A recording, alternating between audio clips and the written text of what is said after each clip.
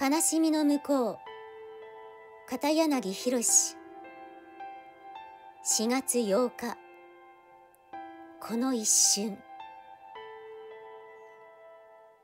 風に吹かれて散ってゆく桜のように、やがて散ってゆく私たちの命。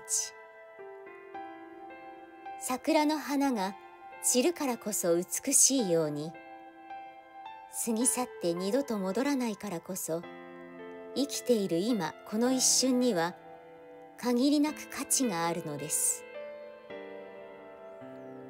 この一瞬を愛し、心ゆくまで楽しみましょう。